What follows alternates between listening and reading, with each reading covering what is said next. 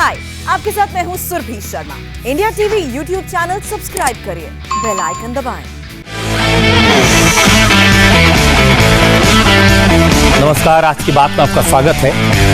आज वैक्सीनेशन को लेकर प्रधानमंत्री मोदी ने एक बड़ा ऐलान किया। 2 हफ्ते बाद से 21 जून से देश भर में मोदी सरकार की तरफ से सभी लोगों को मुफ्त वैक्सीन मिलेगी। सारी राज्य सरकारों को केंद्र सरकार की तरफ से मुफ्त वैक्सीन दी जाएगी। प्रधानमंत्री ने फैसला किया कि 18 साल के ऊपर के सभी लोगों को फ्री में वैक्सीन दी जाए। इस घोषणा के साथ बहुत सारे सवाल जुड़े हैं। इतनी तादाद में इतने सारे लोगों को लगाने के लिए वैक्सीन कहां से आएगी, कब तक आएगी, कौन उसे प्रोड्यूस करेगा? जो लोग अफवाहों की वजह से वैक्सीन नहीं लगवाना चाहते, उन्हें कौन समझाएगा, कैसे समझाएगा? प्रधानमंत्री के आज के ऐलान के कई राजनीतिक मायने लगाए गए। क्या केंद्र सरकार ने यह फैसला विरोधी दलों के राज्य सरकारों के दबाव में लिया? क्या सरकार ने राज्यों को फ्री वैक्सीन देने का फैसला सुप्रीम कोर्ट के प्रेशर में लिया? क्या वैक्सीन अब भी सियासत का इशू बनी रहेगी? आज मैं आपको इन सारे सवालों के जवाब दूंगा। फिलहाल सबका फोकस वैक्सीनेशन पर है, क्योंकि दूसरा कोई रास्ता नहीं है। अब तक देश में 23 करोड़ से ज्यादा लोगों को वैक्सीन की डोज दी जा चुकी है। 2 हफ्तों के बाद वैक्सीनेशन में और तेजी आएगी। 21 जून से टीका लगाने का काम पूरी तरह केंद्र सरकार के हाथ में होगा। केंद्र सरकार ही कंपनियों से वैक्सीन खरीदेगी, केंद्र सरकार ही राज्यों की सरकारों को वैक्सीन मुहैया करवाएगी और केंद्र सरकार ही वैक्सीनेशन का पूरा प्रोग्राम चलाएगी। एक तरफ मई में सेकेंड वेव, दूसरी तरफ वैक्सीन के लिए लोगों का बढ़ता रुझान और तीसरी तरफ राज्य सरकारों की कठिनाइयां। मई में 2 सप्ताह बीतते बीतते कुछ राज्य खुले मन से ये कहने लगे कि पहले वाली व्यवस्था ही अच्छी थी। धीरे धीरे इसमें कई राज्य सरकारें जुड़ती चली गई। वैक्सीन का काम राज्यों पर छोड़ा जाए। जो इसकी वकालत कर रहे थे, उनके विचार भी बदलने लगे। एक अच्छी बात रही कि समय रहते राज्य पुनर्विचार की मांग के साथ फिर आगे आए। राज्यों की इस मांग पर हमने भी सोचा, आज ये निर्णय लिया गया है कि राज्यों के पास वैक्सीनेशन से जुड़ा जो 25% काम था, उसकी जिम्मेदारी भी भारत सरकार उठाएगी। ये व्यवस्था आने वाले 2 सप्ताह में लागू की जाएगी। इन 2 सप्ताह में केंद्र और राज्य सरकारें मिलकर नई गाइडलाइंस के अनुसार आवश्यक तैयारी कर लेंगी। संयोग है कि 2 सप्ताह बाद 21 जून को ही अंतर्राष्ट्रीय योग दिवस भी है। 21 जून सोमवार से देश के हर राज्य में 18 वर्ष से ऊपर की उम्र के सभी नागरिकों के लिए भारत सरकार राज्यों को मुफ्त वैक्सीन मुहैया कराएगी। वैक्सीन निर्माताओं से कुल वैक्सीन उत्पादन का 75% हिस्सा भारत सरकार खुद ही खरीदकर राज्य सरकारों को मुफ्त देगी। यानी देश की किसी भी राज्य सरकार को वैक्सीन पर कुछ भी खर्च नहीं करना होगा। अब तक देश के करोड़ों लोगों को मुफ्त वैक्सीन मिली है। अब 18 वर्ष की आयु के लोग भी इसमें जुड़ जाएंगे। सभी देशवासियों के लिए भारत सरकार ही मुफ्त वैक्सीन उपलब्ध करवाएगी। गरीब हो, निम्न मध्यम वर्ग हो, मध्यम वर्ग हो या फिर उच्च वर्ग, भारत सरकार के अभियान में मुफ्त वैक्सीन ही लगाई जाएगी। अब यह फैसला क्यों लेना पड़ा? असल में पिछले 2-3 हफ्तों से देश में वैक्सीन को लेकर बड़ी मारामारी थी। राज्य सरकारें बार बार इसके लिए केंद्र सरकार को जिम्मेदार ठहराती थी और बार बार नरेंद्र मोदी की सरकार से वैक्सीन के प्रोक्योरमेंट और डिस्ट्रीब्यूशन का काम अपने हाथ में लेने की मांग कर रही थी। अब यहां यह भी समझने की जरूरत है, 30 अप्रैल तक यह काम केंद्र सरकार ही कर रही थी, सेंट्रलाइज था। लेकिन 1 मई से 18 साल से 44 साल तक की उम्र के लोगों की वैक्सीन की जिम्मेदारी राज्यों को दी गई। वैक्सीन बनाने वाली कंपनियों से राज्य सरकारें सीधे 25% वैक्सीन खरीद सकती थी, दुनिया में कहीं से भी खरीद सकती थी। लेकिन 2 हफ्ते में ही राज्यों ने हाथ खड़े कर दिए, कहा कि हमारे लिए प्रोक्योरमेंट असंभव है, विदेशों से लेना तो और भी मुश्किल है। इसलिए आज मोदी ने ऐलान किया कि अब केंद्र सरकार ही वैक्सीनेशन करवाएगी। लेकिन जहां तक प्राइवेट हॉस्पिटल्स हैं, वो अभी भी कंपनियों से सीधे 25% वैक्सीन खरीद सकेंगे और जो लोग पैसे वाले हैं वो वैक्सीन लगवाना चाहते हैं, प्राइवेट हॉस्पिटल्स में लगवाना चाहते हैं, वो ये काम कर सकते हैं। लेकिन प्राइवेट हॉस्पिटल भी मनमाने दाम चार्ज नहीं कर पाएंगे, क्योंकि आज मोदी ने साफ कर दिया कि निजी हॉस्पिटल वैक्सीन की हर डोज पर 150 रुपए से ज्यादा सर्विस चार्ज के रूप में वसूल नहीं कर पाएंगे। जो व्यक्ति मुफ्त में वैक्सीन नहीं लगवाना चाहते, प्राइवेट अस्पताल में वैक्सीन लगवाना चाहते हैं, उनका भी ध्यान रखा गया है। देश में बन रही वैक्सीन में से 25% प्राइवेट सेक्टर के अस्पताल सीधे ले पाए, ये व्यवस्था जारी रहेगी। प्राइवेट अस्पताल वैक्सीन की निर्धारित कीमत के उपरांत एक डोज पर अधिकतम 150 रुपये ही सर्विस चार्ज ले सकेंगे। इसकी निगरानी करने का काम राज्य सरकारों के पास ही रहेगा। अब एक सवाल यह है कि जब केंद्र को ही सारा इंतजाम करना था, अपने हाथ में ही रखना था, तो फिर राज्यों को 38 दिन के लिए यह जिम्मेदारी क्यों दी गई? क्या इसके पीछे सियासत थी? इसका जवाब आज मोदी ने दिया। मोदी ने कहा, जब केंद्र सरकार WHO के गाइडलाइंस के मुताबिक वैक्सीनेशन का प्रोग्राम चला रही थी, तब राज्य सरकारों ने, मुख्यमंत्रियों ने और कई नेताओं ने सरकारी नीति और नीयत पर सवाल उठाए, वैक्सीनेशन प्रोग्राम को डिसेंट्रलाइज करने की मांग की। यह कहा गया कि राज्यों को कोरोना मैनेजमेंट के फैसले करने का हक मिलना चाहिए। मोदी ने कहा कि राज्यों के उत्साह को देखते हुए केंद्र सरकार ने राज्यों को 25% वैक्सीन प्रोक्योर करने और लोगों को वैक्सीनेट करने की जिम्मेदारी दे दी थी। साथियों, इस साल 16 जनवरी से शुरू होकर अप्रैल महीने के अंत तक भारत का वैक्सीनेशन कार्यक्रम मुख्यतः केंद्र सरकार की देखरेख में ही चला। सभी को मुफ्त वैक्सीन लगाने के मार्ग पर देश आगे बढ़ रहा था। देश के नागरिक भी अनुशासन का पालन करते हुए अपनी बारी आने पर वैक्सीन लगवा रहे थे।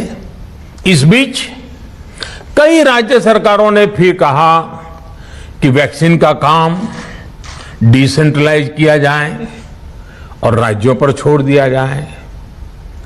तरह तरह के स्वर उठे, जैसे कि वैक्सीनेशन के लिए एज ग्रुप क्यों बनाए गए। दूसरी तरफ किसी ने कहा कि उम्र की सीमा आखिर केंद्र सरकार ही क्यों तय करे। कुछ आवाजें तो ऐसी भी उठी कि बुजुर्गों का वैक्सीनेशन पहले क्यों हो रहा है। भांति भांति के दबाव भी बनाए गए।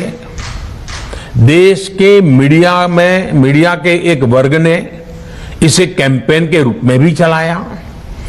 साथियों, काफी चिंतन मनन के बाद इस बात पर सहमति बनी कि राज्य सरकारें अपनी तरफ से भी प्रयास करना चाहती हैं, तो भारत सरकार को क्यों इतराज हो और भारत सरकार इतराज क्यों करे।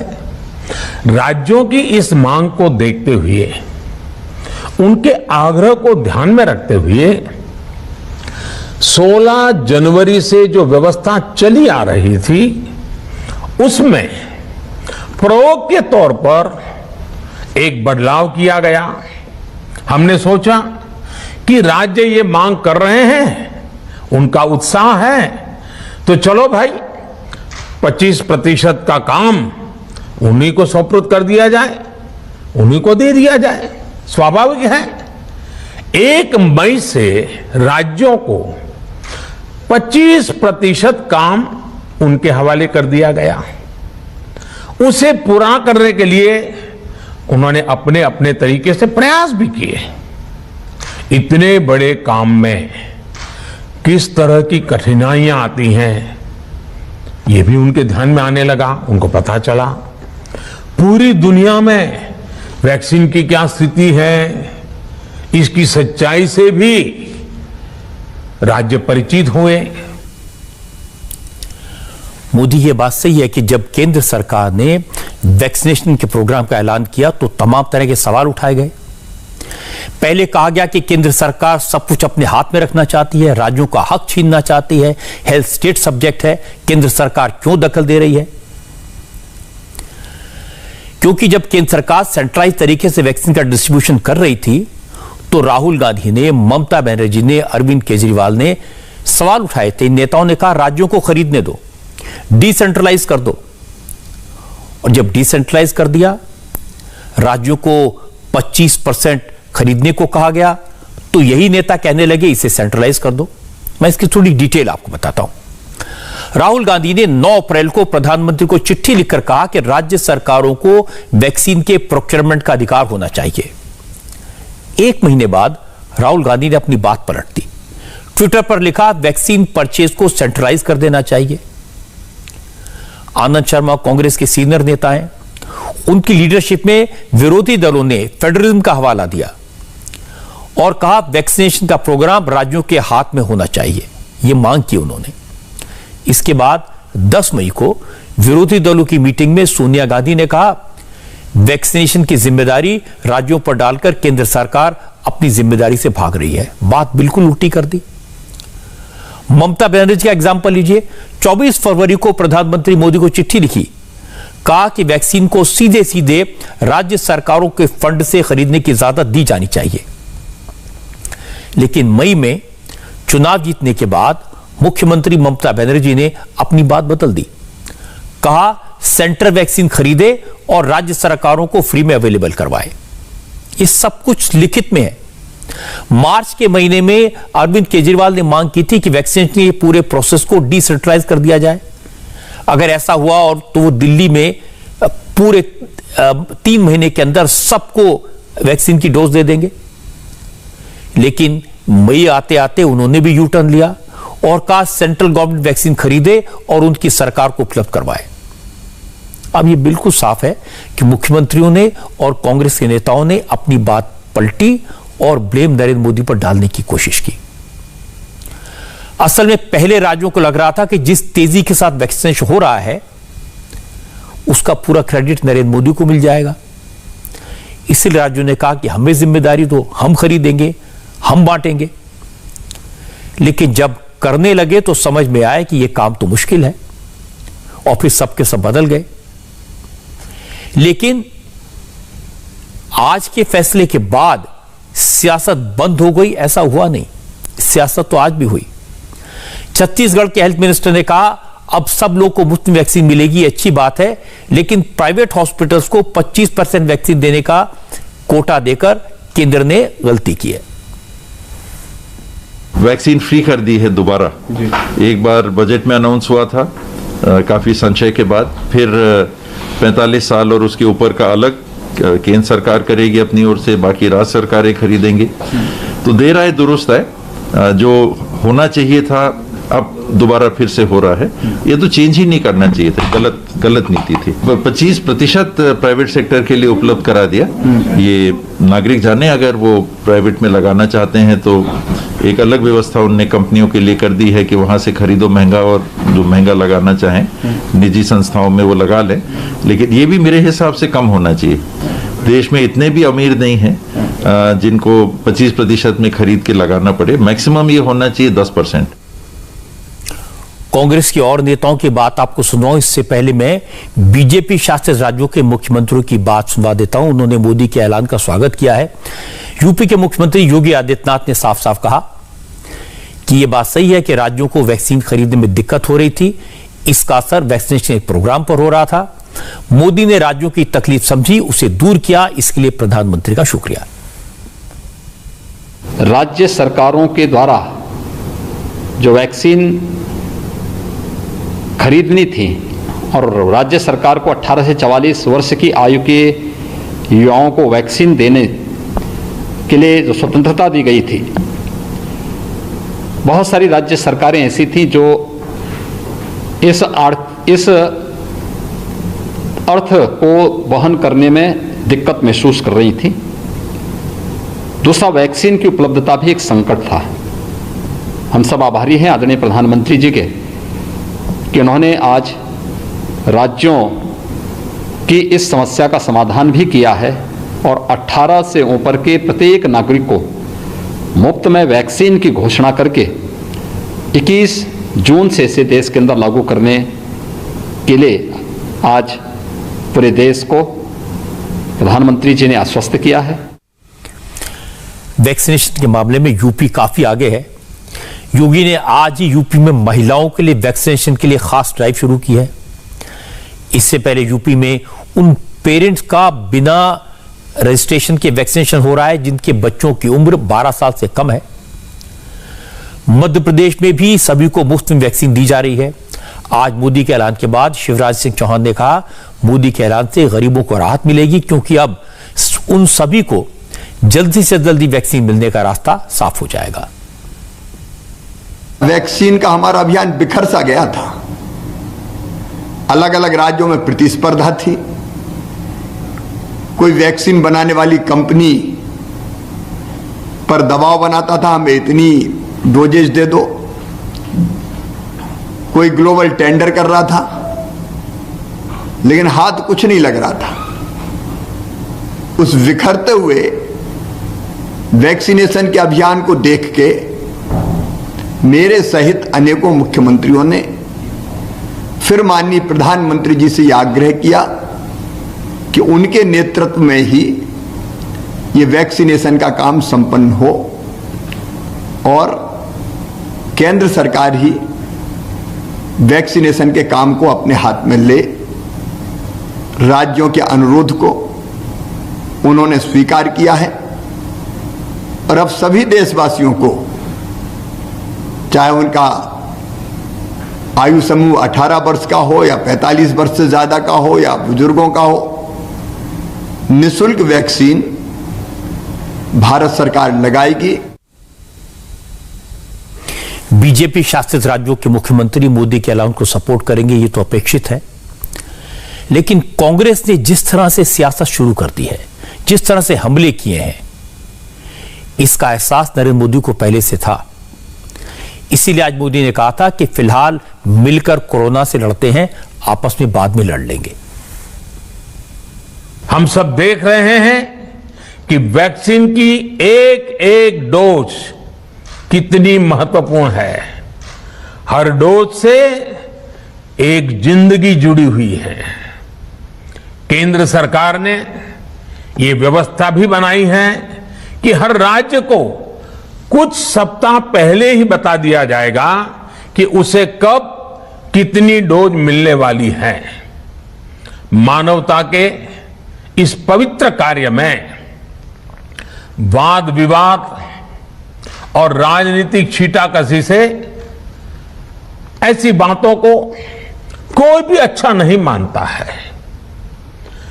वैक्सीन की उपलब्धता के अनुसार पूरे अनुशासन के साथ वैक्सीन लगती रहे, देश के हर नागरिक तक हम पहुंच सके, ये हर सरकार, हर जनप्रतिनिधि, हर प्रशासन की सामूहिक जिम्मेदारी है।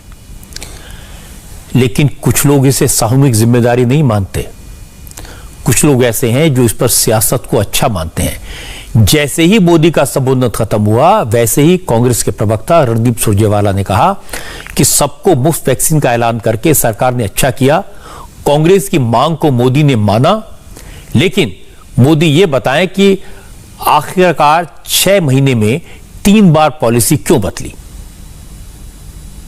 16 जनवरी 2021 से 7 जून 2021 तक सबको निःशुल्क टीकाकरण की कांग्रेस पार्टी और देशवासियों की मांग ना मानकर मोदी सरकार ने एक जघन्य अपराध किया है। पिछले 6 महीने में 3 अलग अलग निर्णय नरेंद्र मोदी जी ने लिए। 16 जनवरी 2021 को निर्णय लिया कि 45 साल से अधिक की आयु के लोगों का ही टीकाकरण होगा, उससे कम की आयु के लोगों का वैक्सीनेशन होगा ही नहीं।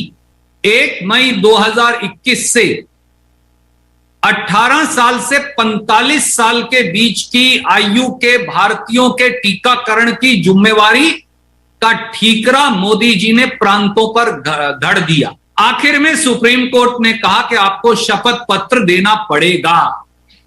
एक घबराए हुए प्रधानमंत्री और लड़खड़ाई हुई सरकार ने कांग्रेस, विपक्षी दलों और सुप्रीम कोर्ट के सख्त रवैये और आदेश को देखते हुए अब 21 जून 2021 से तीसरी बार नीति फिर बदल दी। मैंने अभी आपको बताया था कि राहुल गांधी ने, सोनिया गांधी ने, आनंद शर्मा ने कैसे अपना स्टैंड बदला। पहले उन्होंने डिसेंट्रलाइज करने को कहा, फिर सेंट्रलाइज करने को कहा, लेकिन आज सुरजेवाला पूछ रहे हैं कि सरकार बार बार नीति क्यों बदल रही है। शायद सुरजेवाला ने आज ही कैप्टन अमरिंदर सिंह का ट्वीट नहीं देखा। पंजाब के मुख्यमंत्री ने मोदी के फैसले का स्वागत किया, लिखा कि मोदी जी वैक्सीन के प्रोक्योरमेंट और डिस्ट्रीब्यूशन की प्रक्रिया की जिम्मेदारी लेने के लिए आपका शुक्रिया। इस मांग के लिए मैंने आपको 2 बार चिट्ठी लिखी थी। उन्होंने लिखा कि मुझे तो लगा था इसी तरह विरोधी दलों के दूसरे नेता भी इस ऐलान का स्वागत करेंगे। अब वैक्सीन को लेकर सियासत आज नहीं हो रही है। वैक्सीन को लेकर सियासत तो पहले दिन से हो रही है। हमारे यहां वैक्सीन बनी, वैक्सीन लॉन्च हुई, इससे पहले कंफ्यूजन फैलाने का काम शुरू हो गया था। वैक्सीन को डिस्क्रेडिट करने का काम हो गया था। आपको याद होगा अखिलेश यादव ने कहा था ये बीजेपी की वैक्सीन हम नहीं लगवाएंगे। किसने कहा हमारे यहां वैक्सीन का ट्रायल ठीक से नहीं हुआ, शक है। और एक और बात आपको बताता हूं कि जब पहले हेल्थ वर्कर्स को और उसके बाद 45 साल के ऊपर के लोगों को वैक्सीन लगाने का फैसला किया गया था, तो भी इन सब नेताओं ने कहा था कि वैक्सीन लगवाने की कैटेगरी क्यों बनाई गई। इन्होंने मांग की थी कि सबके लिए वैक्सीन खोल दी जाए। आज प्रधानमंत्री मोदी ने बताया कि हेल्थ वर्कर्स और फ्रंटलाइन वर्कर्स को पहले वैक्सीन देने का फैसला क्यों हुआ था। केंद्र सरकार ने मुख्यमंत्रियों के साथ हुई अनेकों बैठकों से जो सुझाव मिले, संसद के विभिन्न दलों के साथियों द्वारा जो सुझाव मिले, उसका भी पूरा ध्यान रखा।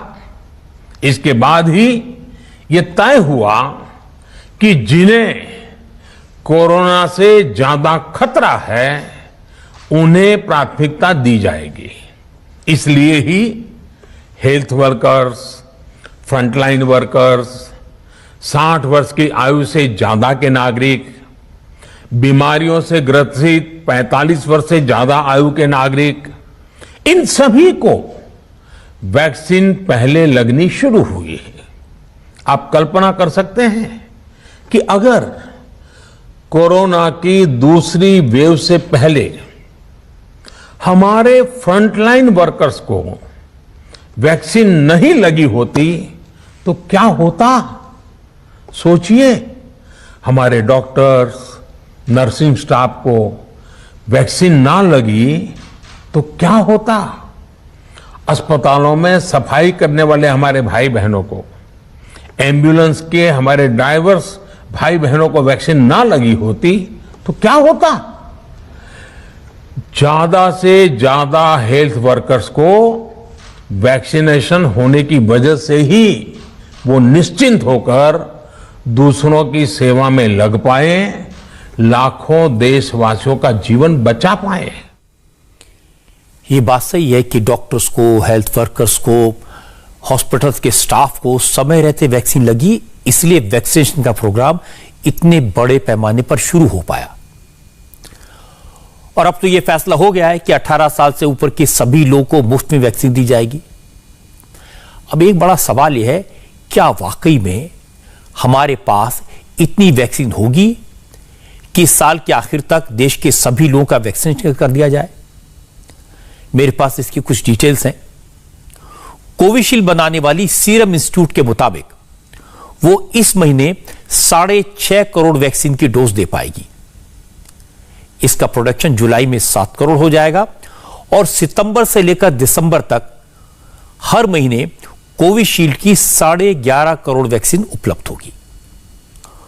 कोवैक्सीन बनाने वाली भारत बायोटेक का कहना है कि वो जून में 2.5 करोड़ डोजेस दे पाएगी, लेकिन जुलाई से इसका प्रोडक्शन 3 गुना हो जाएगा और सितंबर तक हर महीने 7.5 करोड़ कोवैक्सीन की डोज मिल पाएगी और इसके बाद हर महीने भारत बायोटेक कोवैक्सीन की 10 करोड़ डोज तैयार करेगी। तब तक 3 और फैक्ट्रीज में इसका उत्पादन शुरू हो जाएगा। तो ये 2 सबसे ज्यादा प्रोडक्शन करने वाली बड़ी कंपनियां हैं, जिसकी फिगर्स मैंने आपको बताई। स्पुतनिक वी का उत्पादन 7 कंपनियां कर रही हैं। जाइडस कैडिला, बायोई समेत 6 और कंपनियां हैं जो सितंबर से भारत में वैक्सीन का प्रोडक्शन करेंगी। इनके ट्रायल और अप्रूवल अलग अलग स्टेजेस में हैं। मोटे तौर पर मैं आपको कह सकता हूं कि जून में हमारे देश में कुल 10 करोड़ डोज अवेलेबल होंगी, जुलाई में 17 करोड़ और अगस्त में 20 करोड़ से ज्यादा वैक्सीन की डोज उपलब्ध होगी। सितंबर से हर महीने 42 करोड़ से ज्यादा डोजेस का प्रोडक्शन होगा, जो दिसंबर में बढ़कर 54 करोड़ से ज्यादा हो जाएगा। अब इस सबका पूरा हिसाब लगाएं तो दिसंबर तक हमारे देश में 216 करोड़ वैक्सीन की डोज अवेलेबल होंगी, जो पूरे देश को वैक्सीन लगाने के लिए पर्याप्त है। दोनों डोज लगाई जा सकती हैं इसमें। लेकिन सवाल यह है कि वैक्सीन तो अवेलेबल हो जाएगी, लेकिन क्या सारे लोग वैक्सीन लगाने को तैयार होंगे? क्योंकि अफवाहें तो बहुत फैली हैं, लोगों में कंफ्यूजन है, डर है। प्रधानमंत्री मोदी ने आज लोगों को अफवाहों को लेकर आगाह किया। जो लोग वैक्सीन को लेकर सियासी बयानबाजी कर रहे हैं, उनसे सावधान रहने को कहा। मोदी ने कहा, जब से देश में वैक्सीन बनाने का काम शुरू हुआ, तब से लेकर इसे वैक्सीन के बारे में लोग सवाल खड़े करते रहे हैं। ऐसे नेता देश के भोले भाले लोगों की जिंदगी के साथ खिलवाड़ कर रहे हैं। कई क्षेत्रों से वैक्सीन को लेकर भ्रम और अफवाहों की जानकारी चिंता बढ़ाती है। जब से भारत में वैक्सीन पर काम शुरू हुआ, तभी से कुछ लोगों द्वारा ऐसी बातें कही गई जिससे आम लोगों के मन में शंका पैदा हो। कोशिश ये भी हुई कि भारत के वैक्सीन निर्माताओं का हौसला पस्त पड़ जाए। जब भारत की वैक्सीन आई तो अनेक माध्यमों से शंका आशंका को और बढ़ाया गया। वैक्सीन न लगवाने के लिए भांति भांति के तर्क प्रचारित किए गए। इन्हें भी देश देख रहा है। जो लोग वैक्सीन को लेकर आशंका पैदा कर रहे हैं, अफवाहें फैला रहे हैं, वो भोले भाले भाई बहनों के जीवन के साथ बहुत बड़ा खिलवाड़ कर रहे हैं। ऐसी अफवाहों से सतर्क रहने की जरूरत है। नरेंद्र मोदी की चिंता जायज है, बिल्कुल सही है, क्योंकि कई दिन से हम देख रहे हैं वैक्सीन को लेकर जिस तरह के बयान दिए गए, सियासी फायदे के लिए जिस तरह के दावे किए गए, उससे लोगों के मन में शंका पैदा हुई और बाकी का काम सोशल मीडिया ने कर दिया। व्हाट्सएप, फेसबुक, यूट्यूब, इनके जरिए ऐसे मैसेजेस और वीडियो सर्कुलेट हुए जिससे लोग डर गए और यह डर ग्राउंड पर दिखाई दे रहा है। दूर दराज के इलाकों में नहीं, दिल्ली, मुंबई, लखनऊ, राजकोट समेत बड़े बड़े शहरों में लोग अफवाहों का शिकार हुए हैं और वैक्सीन लगवाने से मना कर रहे हैं। सबके अलग अलग तर्क हैं। सारी बातें उन्हें सोशल मीडिया से पता चली, लेकिन किसी ने उसे वेरीफाई करने की जहमत नहीं उठाई। दिल्ली के दरियागंज और चांदनी चौक में तो बहुत सारे लोग ऐसे मिले जो वैक्सीन लगवाने को तैयार नहीं है। वैक्सीन नहीं लगवानी, मरना थोड़ी है, मरना थोड़ी है। बोला कि मर रहे हैं।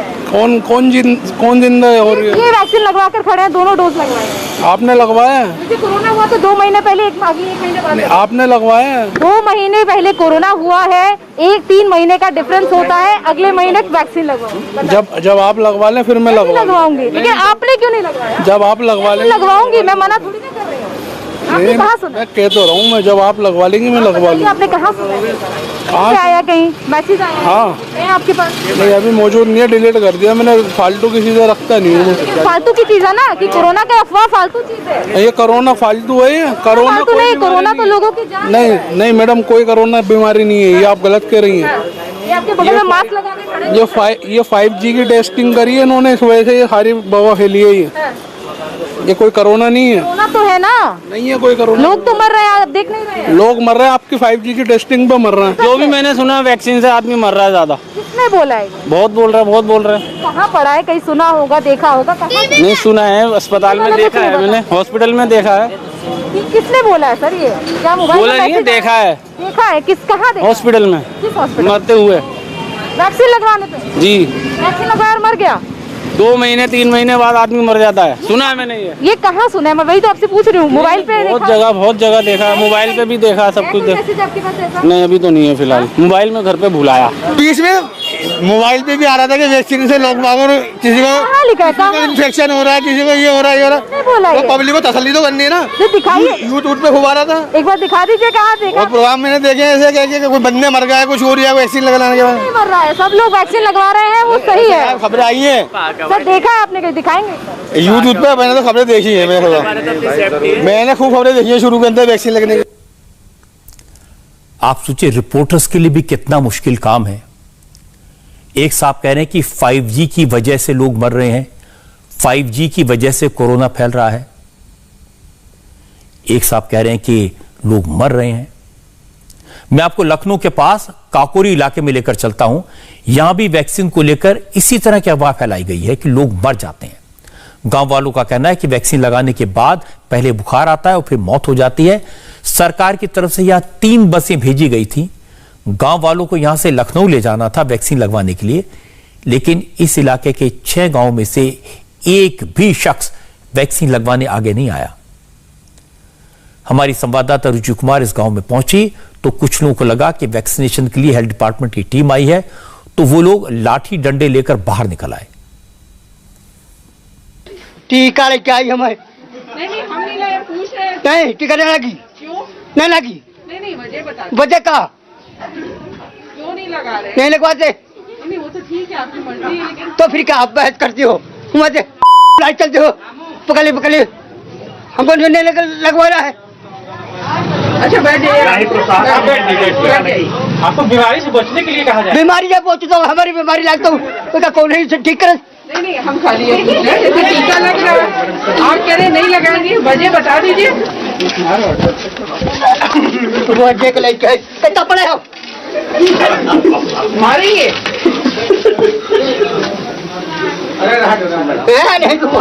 कोरोना का टीका लगवाओ। अरे हम भैया ना लगाए बढ़िया टीका। अरे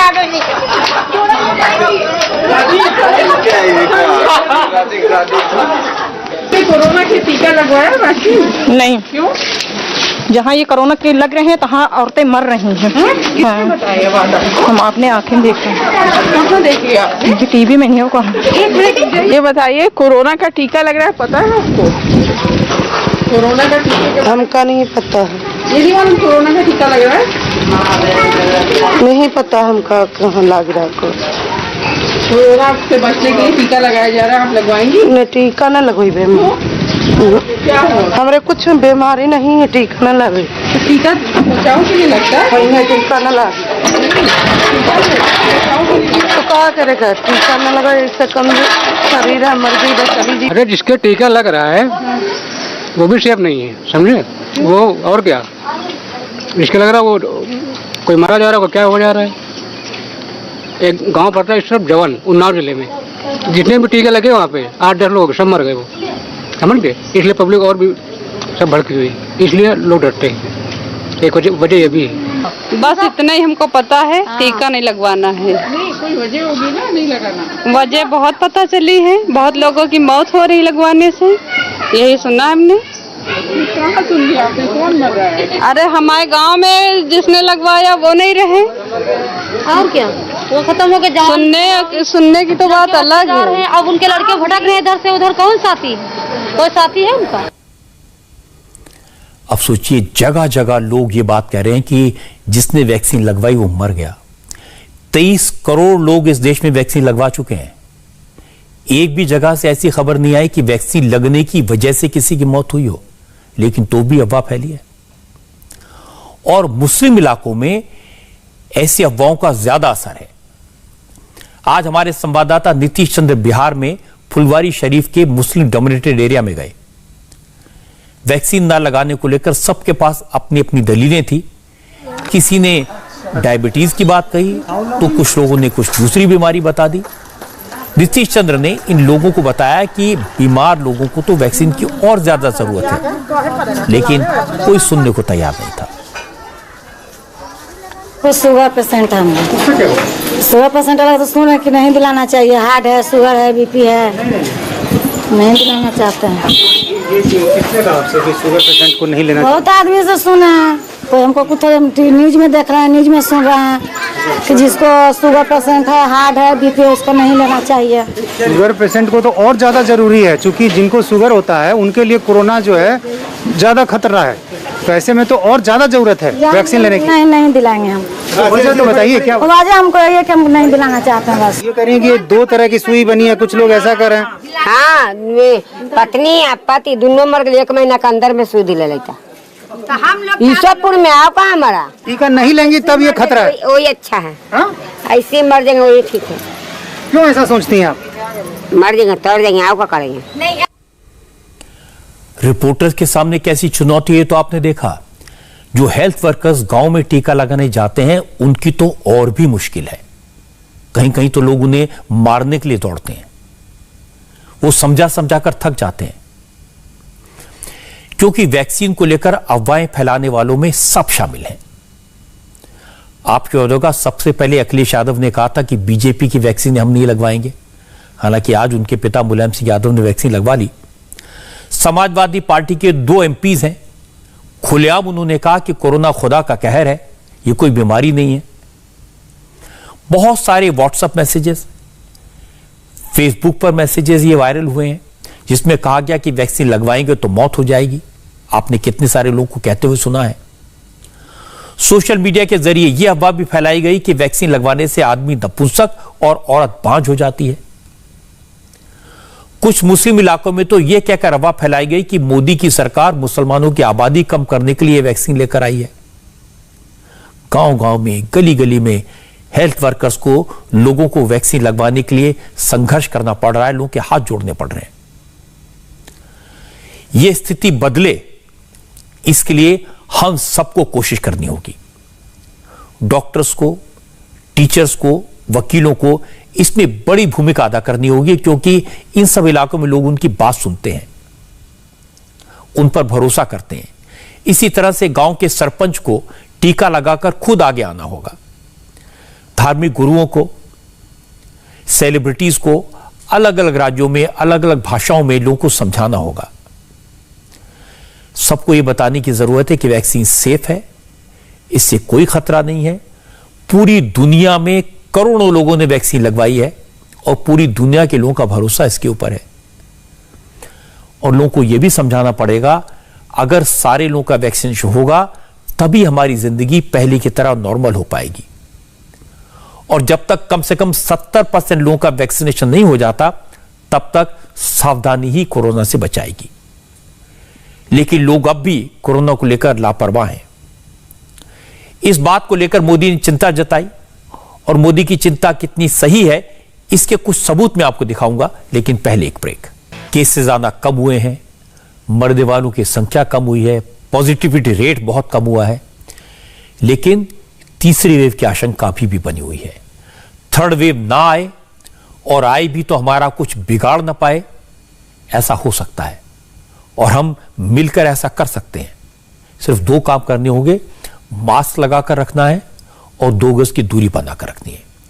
आज प्रधानमंत्री मोदी ने भी यह बात कही। मोदी को यह क्यों कहना पड़ा ये मैं आपको दिखाऊंगा, लेकिन पहले आपको मोदी की बात सुनवा देता हूं। कोरोना जैसे अदृश्य और रूप बदलने वाले दुश्मन के खिलाफ लड़ाई में सबसे प्रभावी हथियार कोविड प्रोटोकॉल है। मास्क, 2 गज की दूरी और बाकी सारी सावधानियां उसका पालन ही है। इस लड़ाई में वैक्सीन हमारे लिए सुरक्षा कवच की तरह है। अभी कई जगहों पर कोरोना कर्फ्यू में ढील दी जा रही है, लेकिन इसका मतलब ये नहीं कि हमारे बीच से कोरोना चला गया है। हमें सावधान भी रहना है और कोरोना से बचाव के नियमों का भी सख्ती से पालन करते रहना है। लेकिन लोग इस बात को नहीं सुनते। जैसे ही राज्यों में अनलॉक की प्रक्रिया शुरू हुई, लोग खुलकर बाहर आने लगे। दिल्ली में दुकानें, मॉल्स, होलसेल मार्केट खुल गए, मेट्रो चलने लगी, प्राइवेट और सरकारी ऑफिस भी 50% कैपेसिटी के साथ खोल दिए गए। लेकिन gym, spa, salon, swimming pool, park, assembly hall, auditorium, weekly market, institutes, educational institute, coaching institutes, cinema, theatre बंद रहेंगे। मार्केट्स में कहा गया था कि दुकानें ऑड इवन के आधार पर खुलेंगी, लेकिन ज्यादातर मार्केट्स में दुकानदार अपनी शॉप्स पहुंच गए और जब पुलिस ने सख्ती की तो यह बहाना बनाया कि दुकान खोलने नहीं, सिर्फ सफाई करने आए हैं। आज मेट्रो चली तो बड़ी संख्या में लोग मेट्रो स्टेशन पहुंच गए। हालांकि मेट्रो सिर्फ 50% कैपेसिटी के साथ चल रही है। मेट्रो की फ्रीक्वेंसी भी कम है, लेकिन लोगों की भीड़ कम नहीं हुई। आज मेट्रो स्टेशन के बाहर 2-2 किलोमीटर लंबी तक लाइनें लगी, क्योंकि मेट्रो स्टेशन के बाहर कर्मचारी तैनात थे। वो उतने ही लोग को स्टेशन के अंदर जाने दे रहे थे जितनी सीटें ट्रेन में थी। दिल्ली की तरह आज महाराष्ट्र में भी और मुंबई में भी अनलॉक का प्रोसेस शुरू हुआ। हालांकि हर चीज के लिए टाइम तय किया गया है। समंदर के किनारे यानी बीच पर सुबह 5 से 9 बजे तक लिए जा सकते हैं, ताकि लोग मॉर्निंग वॉक के लिए वहां जा सके। दुकानें और प्राइवेट ऑफिसेज भी सुबह 7 बजे से शाम 4 बजे तक खोले जाएंगे, इसकी मंजूरी दी गई है। शाम 5 बजे से कोरोना कर्फ्यू फिर से शुरू हो जाएगा। मुंबई में अभी लोकल ट्रेन नहीं चल पा रही हैं और BST की बसें चल रही हैं, लेकिन एक बस में उतनी ही सवारी होनी चाहिए जितनी सीटें हैं। इसलिए मुंबई में बस स्टॉप्स पर आज लंबी लंबी लाइनें दिखी। मुंबई के मंगलदास मार्केट, क्रॉफर्ड मार्केट में भी जबरदस्त भीड़ दिखाई दी और सोशल डिस्टेंसिंग का तो दूर दूर तक नाम भी नहीं था। सरकार अपनी जिम्मेदारी पूरी कर रही है। हॉस्पिटल, दवाएं और वैक्सीन का इंतजाम सरकार कर सकती है, लेकिन सावधानी तो हमको आपको बरतनी ही होगी। अब सरकार हमारे चेहरे पर मास्क लगाने तो नहीं आएगी।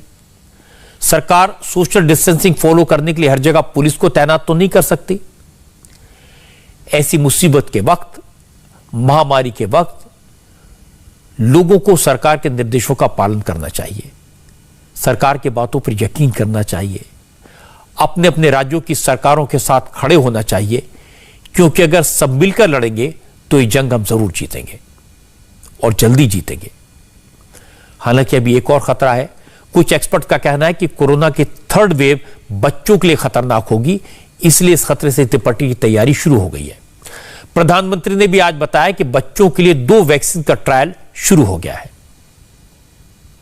हाल के दिनों में कुछ एक्सपर्ट्स द्वारा हमारे बच्चों को लेकर भी चिंता जताई गई है।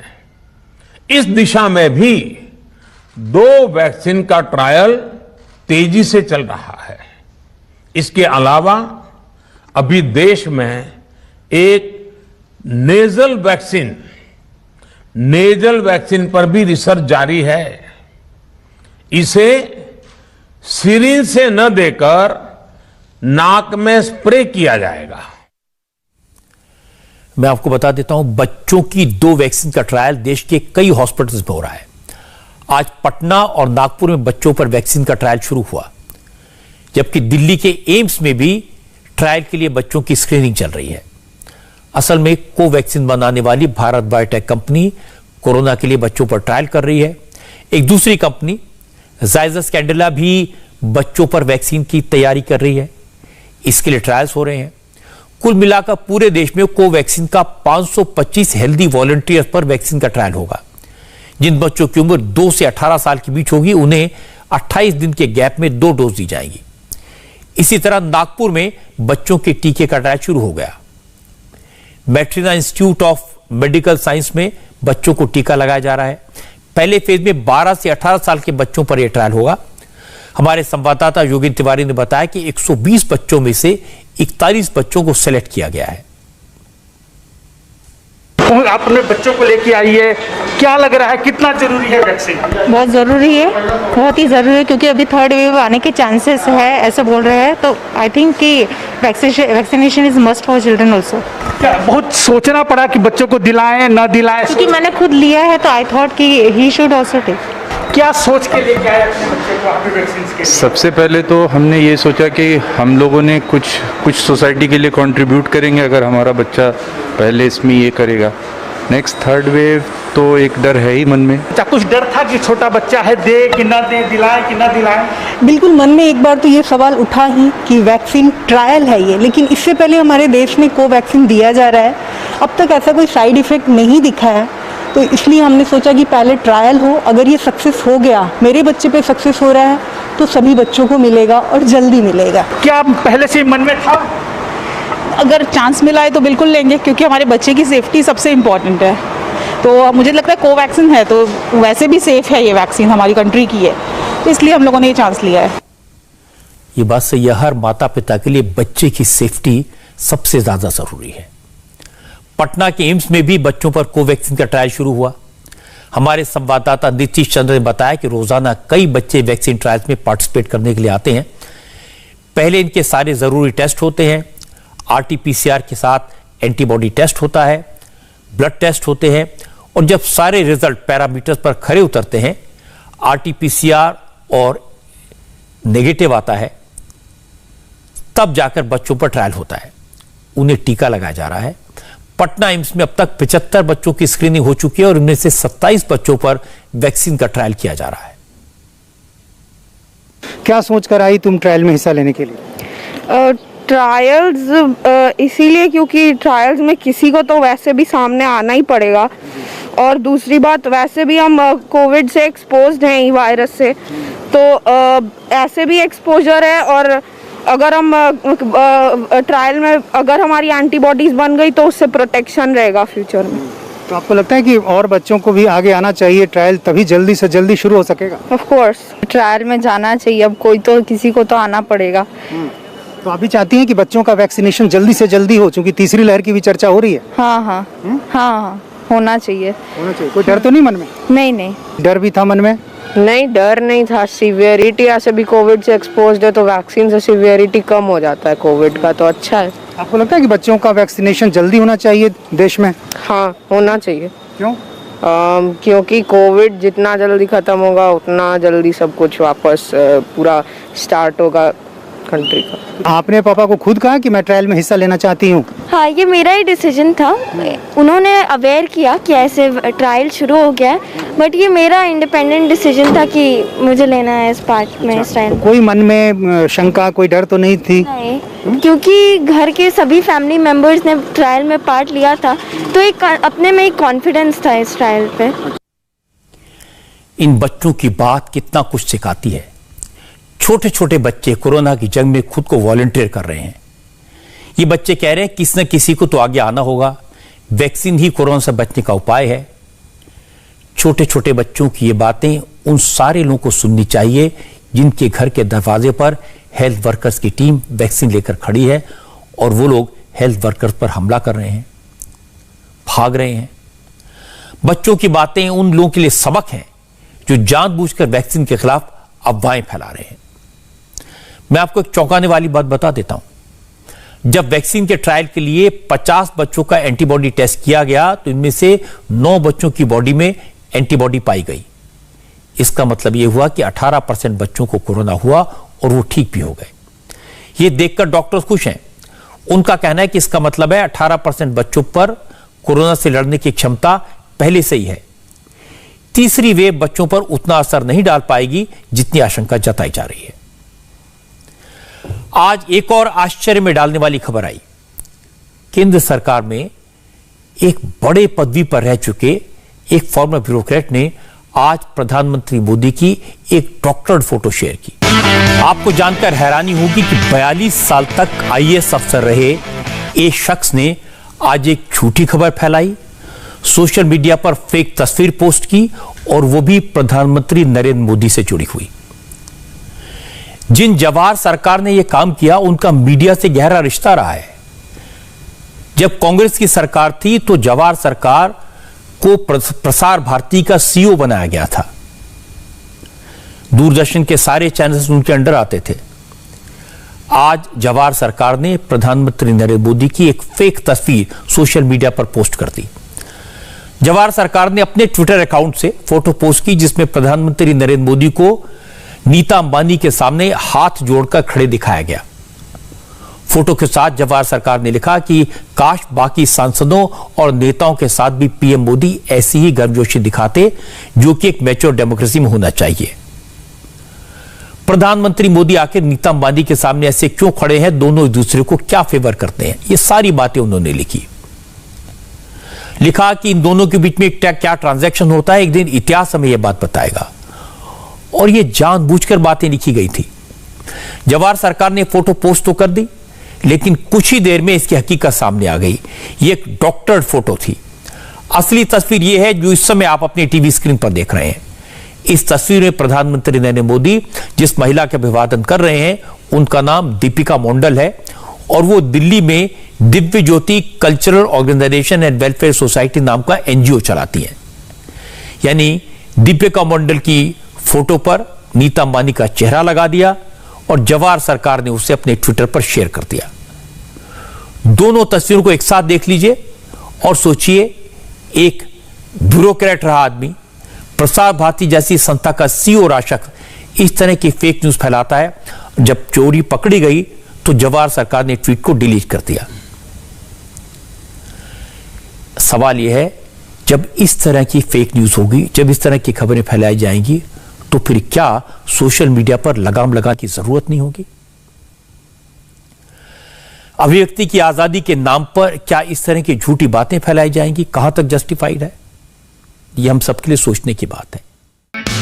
हाय, आई एम सुरभि शर्मा। खबरों से अपडेट रहने के लिए India TV YouTube channel subscribe करिए, साथ में बेल आइकन जरूर दबाएं। जुड़े रहें इंडिया टीवी के साथ।